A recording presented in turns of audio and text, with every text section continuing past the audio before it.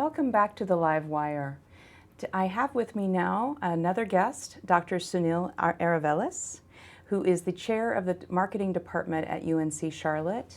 And he's going to talk with us about both the department and also some exciting activities that he has himself coming up.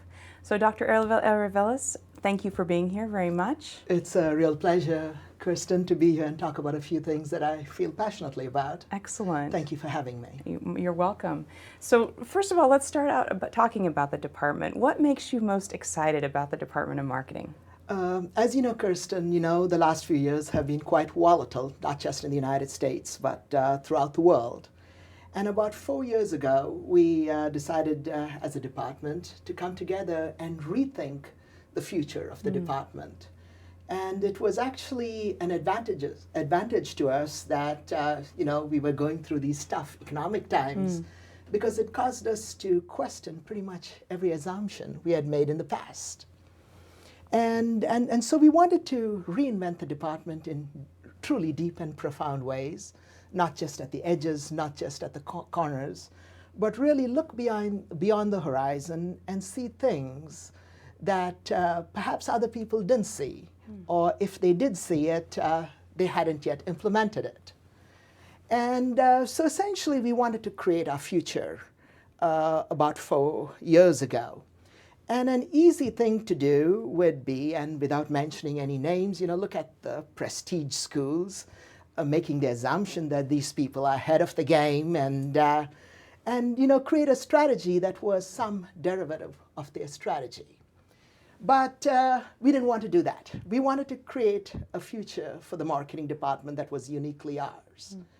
And part of the reason, and we have tremendous respect for these top schools, but like any other large organization, large organizations, especially successful large organizations, are bastions of orthodoxies and dogmas. And so we decided not to look at anyone else and look beyond the horizon and see what is it beyond the horizon that would give us a competitive advantage that would make us completely unique. And that's exactly what we did. We looked into the future and we decided, and by the way, that's intellectually very difficult thing to do, a very emotionally draining thing to do. Your ability to look into the future and see a future that's completely different than anybody else's future, a future that is uniquely ours. And our faculty are just terrific. I remember as chair feeling guilty, but a small group of us, about 4 people actually, met sometimes 2 or 3 times a week over the course of a semester and a half. And we decided to bet our future on 2 things. The first one is big data, market analytics, and the second is market innovation. And so I think your question was, what makes you excited about the department? This is not an empty platitude, but we have a small faculty that is truly innovative in every sense of the word. And my biggest challenge is how do you create an environment where this innovativeness is allowed to flourish and grow and not get into their way more than I really should. And the second thing that I'm truly excited about is we have a marketing department that is completely different than any other department in the United States or on the face of this planet. And I know we have limited time here, so I'll leave it at that, and I'll be happy in future conversations with those of you interested. Well, I think this is just to give people a taste of what your passion is about for what you do, but also what the department is about in itself. And I think the idea is we want people to explore, to contact us, to find out more about our programs, our people, and what we offer. So this is just a taste of it. We definitely know that you yourself are passionate about those topics that you talked about as well. So tell us a little bit about what you yourself are doing, and it's something kind of new because we have an executive education program that in itself is new, but you're teaching something really cutting edge. If you could tell us a little bit about that. Yes, we are doing an executive education program at the end of this month on March 26th and 27th. And the idea here is if it's on innovation and change and how do you design the future, kind of what we spoke about doing with our own department. Yes. But essentially, if you look at what's happened in the last few years, the major forces buffeting our companies. The first one is probably, just the almost astounding pace of change that's happening. I can't remember which speech it was, but in one of his early speeches, the President of the United States said something to the extent of the amount of knowledge that's generated today every 5 years is the same amount of knowledge that used to be generated in the past every century. At the end of a century that none of us could possibly argue was the most amazing century in the history of mankind. The president, to translate a little bit, was saying that we're having a century every 5 years. Now, that's a scary thing for most companies, simply because most companies, especially most large companies, are bastions of precedent, orthodoxy, and so forth. The second thing that's happening is competition is at a level unheard of in the past. Essentially, technology has made everyone in the world, to a large extent, compete globally. And everyone in Asia, with very few exceptions, Eastern Europe, you name it, they're all competing, almost on an equal footing. But really, the biggest challenge is knowledge is a commodity. People say we live in the knowledge economy. That isn't really true. I carry in the palm of my hands all of the knowledge known to man. And essentially, we need to get beyond knowledge. I do not believe we are living in the knowledge economy. We are living in the age of imaginative transformation. And the challenge today is knowledge that's made obsolete. To give you a little bit flavor of what I was talking about a second ago, knowledge today, thanks to technology, is instantly transmitted around the world, instantly copied, replicated, instantly made obsolete. So the challenge is not what patents you have or what knowledge management systems you have within your company, but how do you generate ideas on a regular basis? And so the focus of this executive education two-day seminar is essentially that. How do you create new wealth? Not every once in a while serendipitously, by chance, but how do you do it on a regular basis? How do you continuously, constantly create new value, new wealth in your company? And the starting point for all that is to identify what your dogmas are, identify the orthodoxies, the cobwebs that are in your company, and then deconstruct them. That's just the starting point. And then we talk about innovation engines. And the idea there is, imagination is widely available in most companies. And we use so little of it. We tend to underestimate the potential of our employees. And I think, Henry Ford was famous for saying, why is it that whenever I ask for a pair of hands, a brain comes attached? Now, of course, our companies are more advanced than that, and we let people bring their brains in. But if you look at most companies, it's usually the top people making strategy, talking to the top people for the last few years. And what we are essentially suggesting, that's not the way to really create a vibrant company in the future.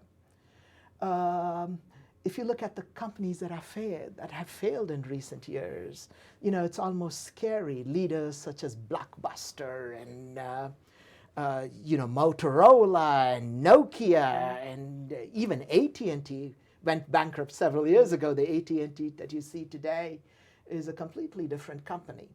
And then you have the dying, companies like Radio Shack and J.C. Penney and so forth. We're not sure they're going to be around next year.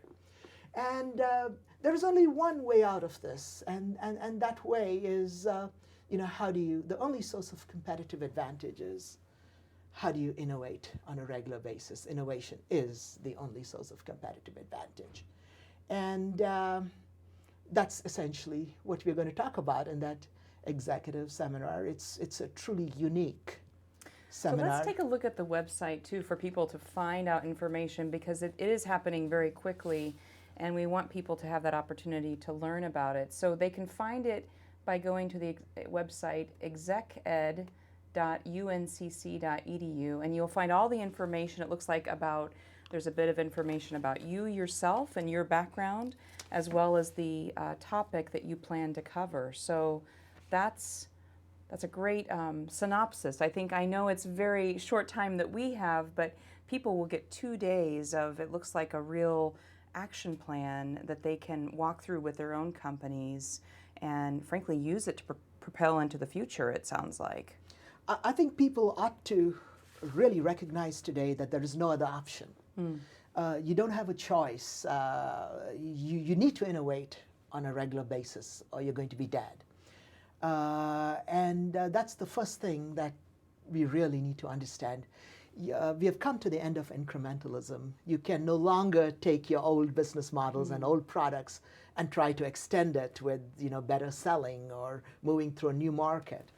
What we are talking about is radical change on a regular basis, because if you don't do it, someone else will come from a place where you least expect and make you irrelevant.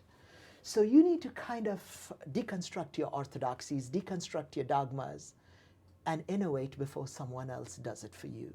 Or you are going to be one of those companies like Blockbuster and Motorola and Nokia and so forth that we spoke about a few minutes ago.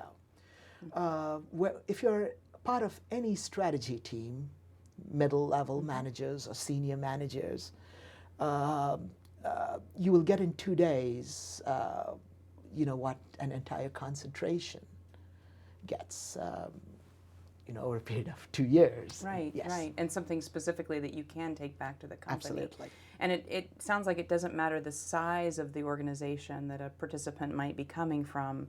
Your tools and your research and your knowledge and the tips that you will share with people really apply across. They can be scalable, it sounds like. Oh, absolutely. The larger the organization and the most successful an organization is, the flatter the forgetting curve is. And whether you're a large organization or a small organization, never before, has there been better opportunities for new, tiny people to come in and, put the big incumbents out of business.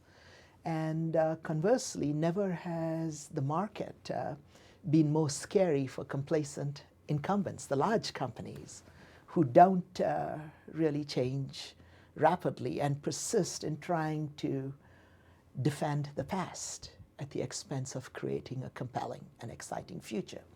So whether you're a small company or a large company, this concept is simply the most important issue in 2015, in my opinion. And we're going to talk a little bit about big data and how those tools can be used in innovation too. It's not the main purpose of the conference, the seminar, but we are probably at the cutting edge on big data analytics in the world. Not to brag, but to give you a few objective indicators that we are extremely proud of in the Department of Marketing is essentially in 2011, we became the first business school in the world. To the best of our knowledge, we did a tremendously rigorous search to teach the first social media marketing and analytics course in the world. At that time, there weren't even trade books on it.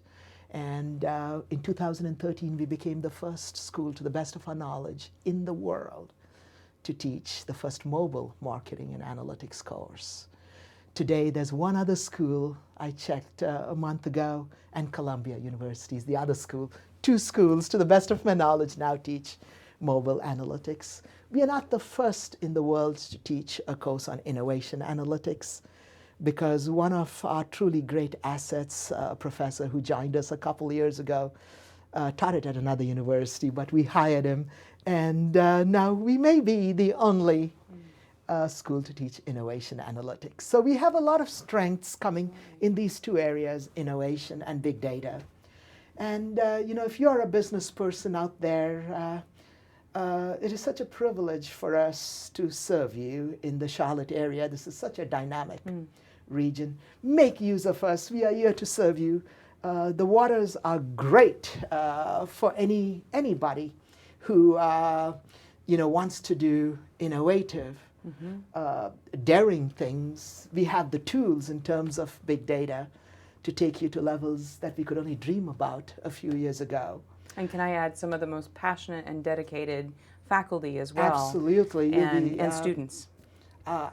My real problem is how do I keep this faculty satisfied? They have that much enthusiasm. And so I would welcome you to come and visit with us, learn more about us. And I don't know if you're out of time, but if you have another question, I'll be happy to answer. No, I think we've covered a lot today. Is there anything else that you'd like to add as a parting word? But I think we are close to time, but if there's anything you'd like to add. Accountants will tell you that when you buy a table or you buy a computer, it starts depreciating on day one. I'm talking about managers, are your company's most rapidly depreciating assets. You're depreciating faster than anything else in your company.